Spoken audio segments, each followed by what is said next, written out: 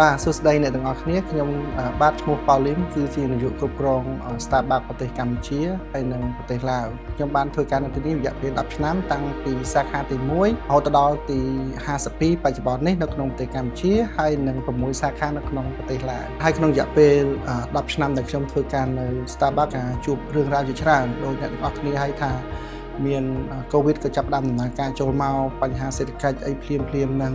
បញ្ហាដ៏ធំសម្រាប់ខ្ញុំតែម្ដងគឺបញ្ហានៅតទៅជាមួយកូវីដអញ្ចឹងជាក់ស្ដែងនៅពេលហ្នឹងក៏ខ្ញុំបានចាប់ផ្ដើម launch សេវាកម្ម delivery យើងចាប់ផ្ដើម launch នៅសេវាកម្ម order តាមរយៈទូរស័ព្ទរបស់ Starbucks Reward Program ហ្នឹងហើយយើងឃើញថាមានការទទួលស្គាល់ស្វាគមន៍ជាច្រើនក្នុងអំឡុងពេលដែលកូវីដហ្នឹងក៏ពួកយើងនៅតែបើកបន្តបើយើងគ្មានការអខានទេគឺគ្រប់សាខាយើងដែលយើងបាន plan ពីមុនហ្នឹងគឺយើងនៅតែដំណើរការជា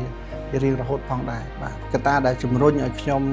ការខិតខំប្រឹងប្រែងទាំងអស់នេះខ្ញុំតែងតែកាន់គោលការណ៍មួយច្បាស់លាស់សម្រាប់ខ្លួនឯងគឺខ្ញុំតែងតែគិតវា think big then bigger ហើយខ្ញុំតែងតែ run business ដែលខ្ញុំកំពុងធ្វើនឹងដូចជារបស់ខ្ញុំផ្ទាល់អញ្ចឹងបាទនៅក្នុងអនាគតខ្ញុំខ្លួនខ្ញុំផ្ទាល់ខ្ញុំចង់ដឹកនាំថាធ្វើម៉េចឲ្យកាហ្វេនៅក្នុងប្រទេសកម្ពុជាយើងអាចឡើងទៅក្នុងឆាកអន្តរជាតិបានដូចជាយើងនឹងធ្វើការងារជាមួយនឹងកសិករនៅប្រទេសកម្ពុជារបស់យើងដើម្បីអាចផ្គត់ផ្គង់ទៅបណ្ដាប្រទេសនៅលើសកលលោកផងដែរជាចុងក្រោយខ្ញុំសូមថ្លែងអំណរគុណចំពោះ Asian Prestige CEO Excellence Award 2025ដែលបានជ្រើសរើសខ្ញុំជាបេក្ខជននៅក្នុងចំណោមបេក្ខជនផ្សេងៗផងដែរបាទអរគុណ